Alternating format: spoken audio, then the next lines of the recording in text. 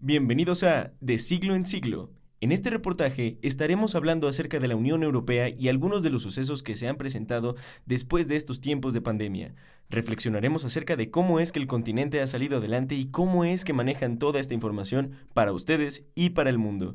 Quédense con nosotros y vamos de siglo en siglo.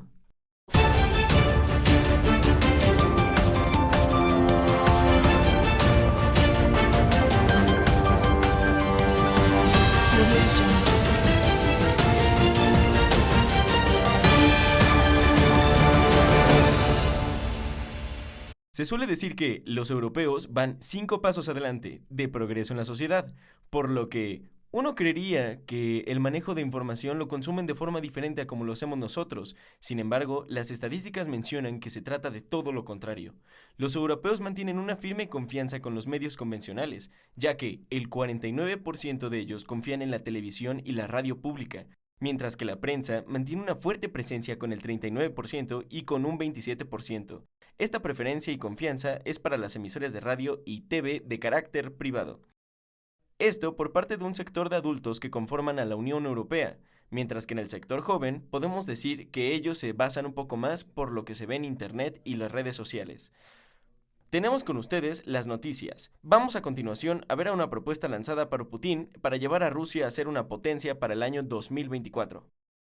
Las grietas económicas del Kremlin, Rusia, que se ha encerrado en sí misma por las sanciones, no logra salir del círculo vicioso de bajo crecimiento por poca inversión y mayor pobreza. Detallado hasta el extremo el gran plan del presidente ruso Vladimir Putin para reflotar y modernizar la economía de Rusia e impulsar su baja tasa de crecimiento, dicta una muy necesaria inyección de unos 400.000 millones de dólares, 336.134 millones de euros durante 6 años en industria, infraestructura, ciencia o sanidad, y la compra de 900 pianos para escuelas de música, levantar 40 pistas de hielo cubiertas, el desarrollo de 180 monumentos de la historia militar rusa, además de las construcciones de nuevas carreteras y vías férreas. Con el palpitante título Proyectos Nacionales, el programa diseñado en 2019 presenta las líneas maestras del Kremlin para recuperar la inversión, alimentando fundamentalmente la pública ante la inapetencia de la privada y la extranjera, y acelerar la requeante economía rusa.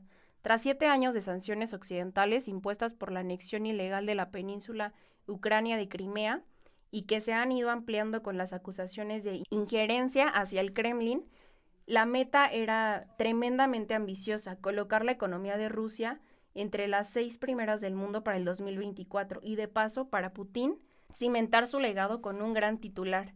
Sin embargo, forzado sobre todo en la pandemia del coronavirus, el Kremlin decidió en el año pasado aplazar silenciosamente esos cruciales objetivos hasta el 2030. Los pianos y los nuevos aeropuertos tendrían que esperar. Pero también el objetivo de aumentar la esperanza de vida de los 72.7 años a 79 y el de reducir el porcentaje de personas que viven bajo el umbral de la pobreza al 6.6 del 13.2 en 2018. El camino de proyectos nacionales es una buena metáfora de la que deriva economía rusa. La pandemia fue el golpe definitivo, pero su comienzo había sido en cierta medida un fracaso. Ya en 2019 el PIB de Rusia creció tan solo un 1.3 frente al 2.5 del año anterior. La burocracia y el freno para el gasto están lastrando el plan. También la desconfianza de muchos inversionistas privados en un sistema opaco y muy poco garantista, opina la empresaria Anastasia Tatulovoa. Pero, ¿por qué es importante conocer la percepción que tiene la sociedad y los hábitos de consumo de la misma? Bueno, esto es muy importante, ya que se deja en evidencia un gran problema que tenemos actualmente como sociedad, y un caso que retomaremos para analizarlo será el del Brexit, ya que aquí se demostró el impacto que la desinformación puede llegar a generar. Durante el lapso donde se llevó a cabo el debate del Brexit en Europa, algunos términos comenzaron a ser bastante utilizados, algunos como desinformación y uno utilizado a nivel global, las fake news. Estas palabras son similares o representan cosas diferentes, pues la desinformación se considera como la difusión de información sobre hechos de difícil verificación con la intención de obtener un beneficio. En este caso podría ser visibilidad, mientras que las fake news se consideran como información falsa o parcialmente falsa diseñada para hacerse pasar como noticias verídicas con la intención de confundir a las audiencias y obtener un beneficio político o económico. Podemos considerarlos como conceptos diferentes, sin embargo, las fake news son una consecuencia del concepto global que es la desinformación, ya que es la consecuencia directa de la viralización de contenidos de emergencia, así como la falta de análisis ante los diferentes tipos de desinformación que existen. Vamos con más noticias europeas. Tenemos a España y sus planes de recuperación tras la pandemia. Adelante con la noticia.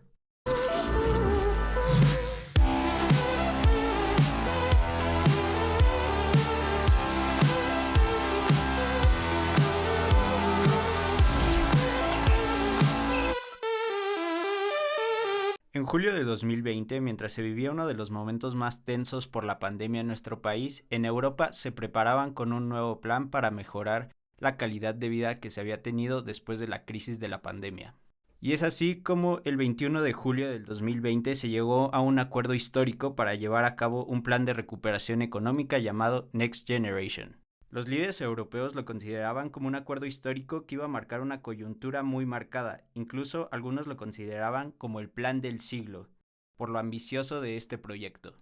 Pero, ¿por qué se consideraba tan histórico este acuerdo? Se debió a que este acuerdo cambió con el estilo de recuperación económica que se tenía acostumbrado en Europa, ya que en crisis anteriores se optaba por una austeridad y recortes. Sin embargo, en esta ocasión se optaba por un plan de recuperación económica brindándole apoyo económico a todos esos sectores que lo necesitan. Una manera sencilla de explicar la manera en la que se iba a otorgar apoyo económico a los países de la Unión Europea es por medio de un endeudamiento en conjunto de la misma Unión Europea. Cada país de la Unión Europea debía crear un plan económico que cumpliera con ciertas normas y requisitos. Por ejemplo, el 50% debía de ir destinado a la digitalización y al cambio verde. Y este debía de ser aprobado por la organización. ¿Cómo se pagan estos préstamos? Por medio de una contribución a la Unión Europea. ¿Esto le conviene a los países? Sí le conviene a los países, ya que es una manera mucho más sencilla de endeudamiento, ya que se endeudaba como tal la Unión Europea en lugar de endeudar a los países, lo que sería más difícil pagar para todos ellos de manera individual. ¿Este plan realmente ayudará a un crecimiento económico a los países? ¿Lo veremos llevarse a cabo e impulsar a todos los sectores del país? Tomemos como base los análisis que se han realizado a ciertos casos como el de España. Se presentó su plan que tiene que ser aprobado para recibir las etapas de financiamiento planeadas que abarca hasta 2027. Dentro de su plan, el presupuesto se destinaría de la siguiente manera: 39% destinado a la transición ecológica, 29% a la transición digital, 10.5% a la educación, 7% investigación, desarrollo e innovación. Información oficial brindada por el presidente español. Después de un análisis de colegas españoles, se concluyó que la repartición sería de la siguiente manera: 41% destinado a la transición ecológica, 39% a la transición digital, 10% a la educación y solo un 2% a la investigación, desarrollo e innovación. No son cifras muy diferentes, sobre todo tomando en cuenta que se mantienen con la base de brindar una transición ecológica y una transformación digital. Un punto importante que tocaban los analistas es observar cómo se iban a repartir estos fondos, o más bien a qué sectores. En su mayoría se reparten en 3 grandes rubros: energía, movilidad y construcción. Esto principalmente basado en la transición ecológica, como el uso de energías renovables, tecnologías sustentables, etc. Aquí se encontraba un problema de que dichas industrias son industrias fuertes y claves en el país, mientras que los sectores pequeños como el de innovación y tecnología se verían poco beneficiados, lo cual no genera dividendos para los sectores con potencial de crecimiento. Asimismo, el gran problema es observar hacia quién irá destinado el beneficio de este plan. Como deben de suponerlo, el gran beneficiado de esta situación son la industria privada. Esto no es casualidad, a pesar de que el gobierno fue el creador del plan, se contrataron consultoras privadas quienes obviamente aprovecharon su involucración en el desarrollo de la estrategia, ya que dentro de las relaciones que existen entre las grandes corporaciones, todo el presupuesto asignado para estos proyectos se repartiría entre esta esfera de grandes corporaciones, mientras que las pymes tienen difícil acceso a dicho presupuesto por la larga burocracia y el papeleo que significa. En cuestión del presupuesto en general, este solo representa el 8% directo a las pymes, a pesar de que increíblemente el 62% del Producto Interno Bruto corresponde a lo que realizan las pymes. Este plan suponía una gran oportunidad para transformar la economía española y corregir esa desigualdad que se marcó gravemente durante la pandemia. Sin embargo, el mal manejo de estos presupuestos creará una brecha aún más grande entre las pymes y las grandes corporaciones. De esta manera podemos observar el impacto que los medios y el gobierno tienen ante las buenas noticias, ya que en todo momento se ha manejado este proyecto de Next Generation como el acuerdo del siglo. Sin embargo, ante un breve análisis podemos observar cómo los beneficios e impacto inmediato que estos tendrán serán para las grandes industrias y no para los más necesitados, como pueden ser las pymes que necesitan de este presupuesto. Como conclusión y reflexión, este tipo de proyectos suponen una esperanza de buenos resultados. Sin embargo, la verdadera aplicación de este tipo de planes es una incógnita, al igual que su resultado. Como observamos en cifras y datos, los principales y primeros en recibir el beneficio serán aquellos de las altas esferas, por lo que su desarrollo no significa un beneficio a la sociedad como los medios y el gobierno pretenden posicionarlo.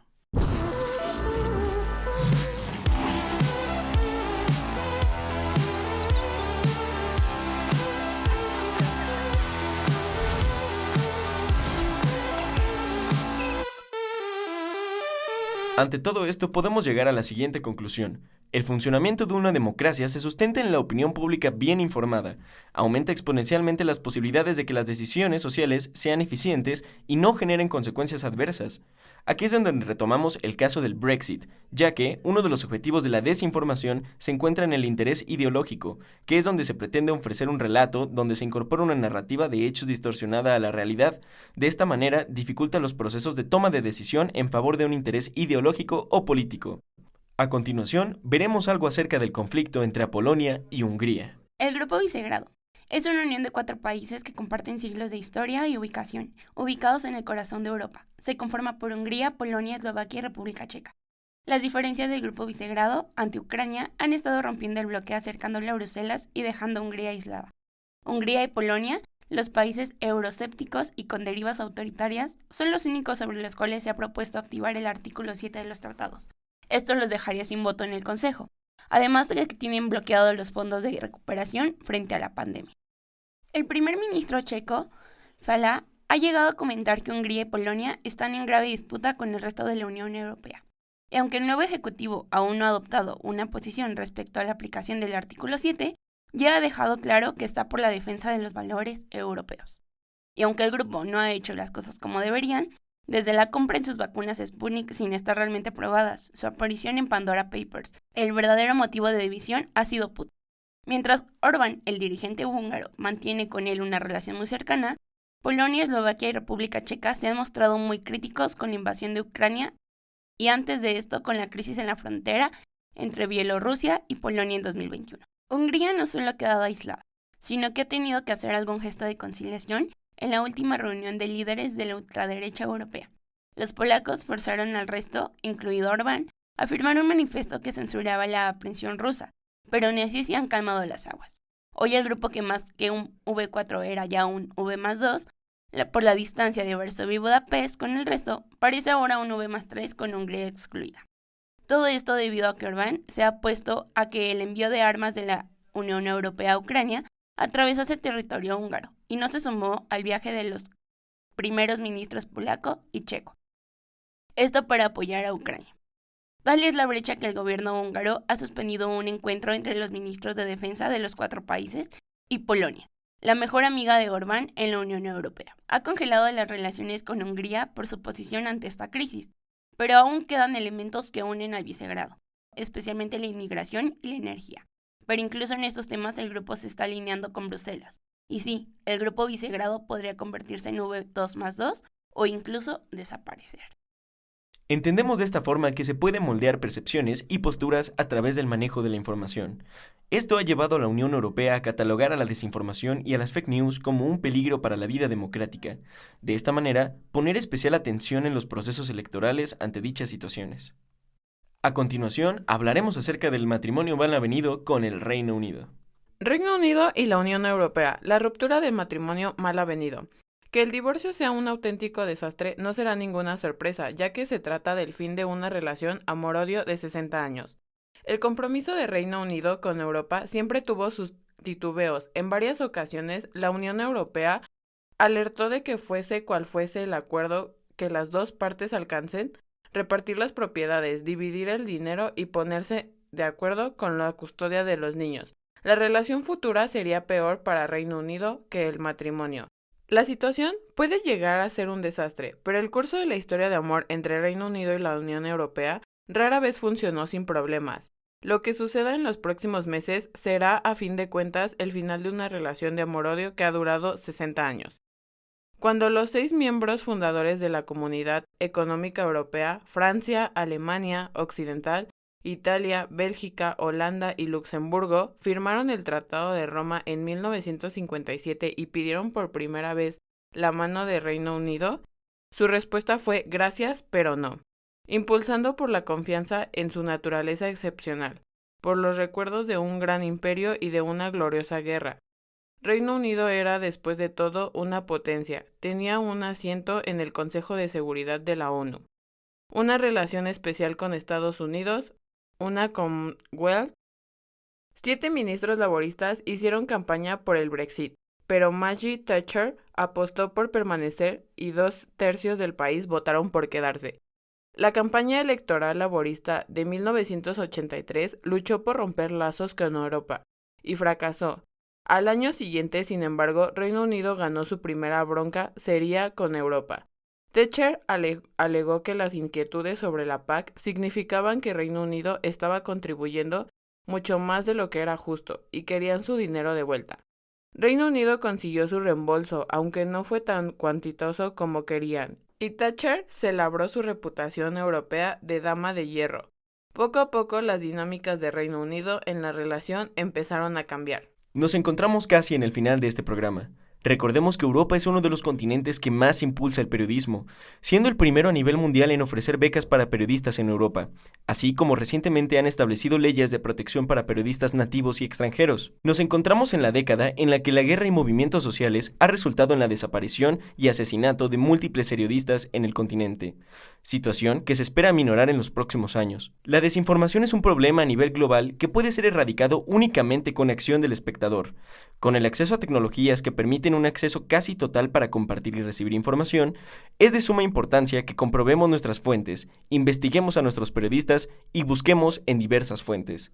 Eso es todo por nuestra parte. Agradecemos mucho tu asistencia y te deseamos un gran día. Esto es De Siglo en Siglo.